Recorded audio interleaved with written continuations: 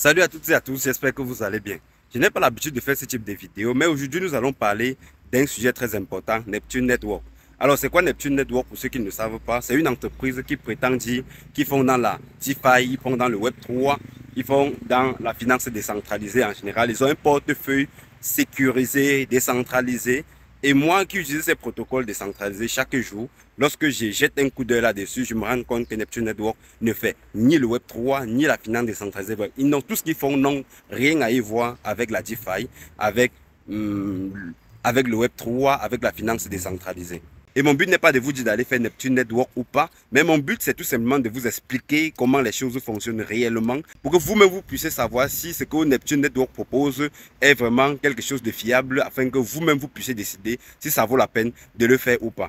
Déjà, quand tu contactes les gens qui font Neptune Network, ils ont souvent des gros mots que vous ne comprenez pas. Et dans cette vidéo, je vais essayer de vous expliquer. Ils vous parlent des airdrops, ils vous parlent du staking, et ils vous parlent de portefeuille décentralisé que personne ne contrôle, vous-même vous avez l'accès. Dans cette vidéo, je vais essayer de parler de ces 3 points afin que vous puissiez comprendre par vous-même que ce qu'est Neptune Network n'a rien vraiment à y voir avec toutes ces choses et que vous allez tout simplement finir par perdre votre argent dans ce genre de système. Avant de commencer, c'est quoi un airdrop? Comment ça fonctionne? Pourquoi un projet devrait distribuer de la crypto-monnaie gratuitement à sa communauté? Il faut comprendre que généralement, quand on parle d'airdrop, c'est plus dans la finance décentralisée. Ça veut dire que c'est un projet qui n'est pas censé être contrôlé par une entité ou bien par une entreprise. Comment ça marche? Une fois que le projet a été mis sur pied, les fondateurs du projet vont regarder sur la blockchain et voir les gens qui ont utilisé ce protocole afin de pouvoir les distribuer de manière équitable, ces fameux airdrops. Alors, à quoi servent les airdrops? Les airdrops sont un peu comme un token de gouvernance. Ça veut dire que c'est une communauté qui doit utiliser cette crypto-monnaie pour pouvoir voter, pour pouvoir donner une décision. Si, par exemple, on doit modifier ce projet ou bien faire des ajouts, c'est la communauté avec cette crypto qui doit pouvoir voter afin de donner la décision finale. Ça veut dire que ça ne sera plus gouverné par une entreprise, mais par la communauté.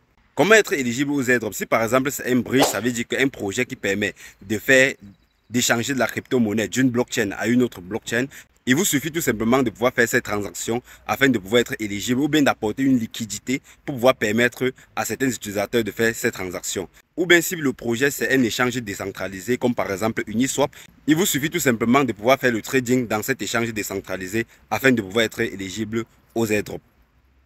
Maintenant, nous allons parler du staking parce que lorsque tu demandes au gars de Neptune Network d'où provient l'argent que vous générez, il te parle du staking. Il faut comprendre que le staking, je peux le scinder en 3 grandes catégories. Il y a ce qu'on appelle le staking on-chain qui est vraiment le staking pur. Ça veut dire que c'est le fait de pouvoir staker, ça veut dire que stocker une crypto-monnaie sur sa propre blockchain afin de pouvoir apporter de la liquidité. Je vais prendre l'exemple de l'Ethereum.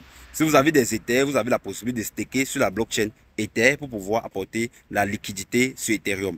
Et ça vous permet d'avoir un pourcentage de 3,5% environ par an. Ça, c'est le staking le moins risqué. Parce que si déjà il y a un problème sur la blockchain Ethereum du point de vue du consensus, ça veut dire que du proof of stake, même si vous n'avez pas staké vos Ethers, vous courez déjà un gros risque.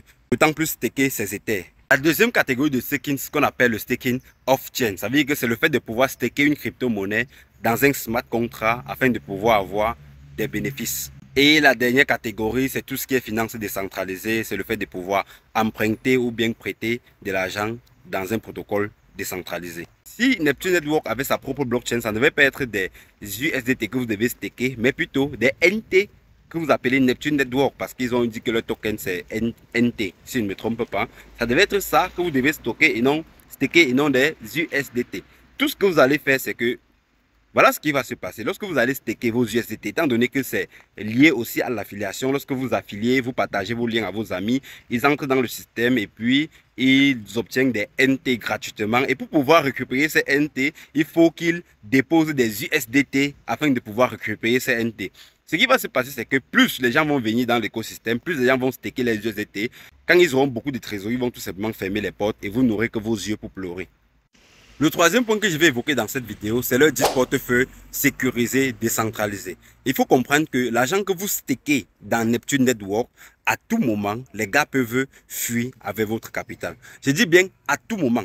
Étant donné que c'est un système qui est basé également sur le parrainage, vous allez parrainer vos amis, ils vont venir, ils vont essayer de staker des USDT pour pouvoir gagner des Neptune Network. Et puis, pour ceux qui ont prêté de l'argent, pour ceux qui ont pris toutes leurs économies pour mettre dans Neptune Network, vont aller vont parfois même se suicider. Et tout ce qu'on va faire, on va seulement venir commenter, on va mettre RIP.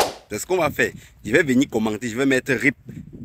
Il faut tout simplement comprendre que Neptune Network ne fait rien en ce qui concerne la finance décentralisée, Web3. Ils ont tout simplement mis sur pied un système qui doit être tout simplement là pour pouvoir vous ruiner et puis s'enfuir. Et il faut comprendre que les vrais, il y a certains projets crypto qui sont vraiment sérieux et qui se battent vraiment chaque jour pour pouvoir faire de telle sorte que leur projet voit le jour, mais malheureusement finissent toujours par faire faillite. Pas parce que l'équipe a arnaqué ou bien quoi que ce soit, tout simplement parce que ça n'a pas fonctionné. Donc arrêtez de penser que c'est vraiment si facile comme vous le pensez.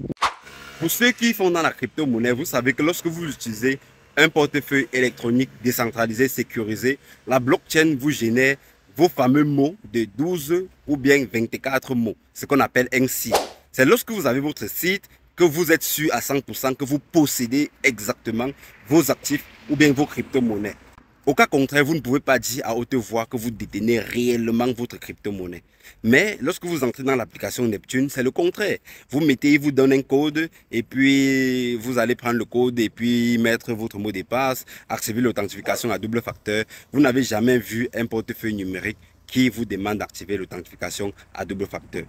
Et ce qui m'a encore rendu furieux, c'est que lorsque vous entrez dans le site de Neptune, ils avouent qu'ils sont régulés par la SEC, la Security and Exchange Commission. Pour ceux qui ne savent pas, c'est le gendarme boursier américain qui est vraiment l'une des régulations les plus rudes et strictes de la planète Terre. Même les géants de l'écosystème crypto n'ont pas pu obtenir une régulation face à la SEC. Mais vous, les gars de Neptune, vous avez pu. Vous avez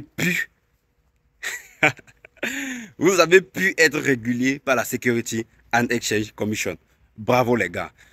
Je sais que vous allez écrire en commentaire, vous allez m'insulter comme quelqu'un qui ne comprend rien. Je n'ai vraiment rien compris du projet. Il faut vraiment qu'on m'explique pour que je comprenne. Je sais, vous êtes nombreux. Vous allez venir m'écrire en commentaire, m'insulter. Je suis un idiot, je ne comprends vraiment rien.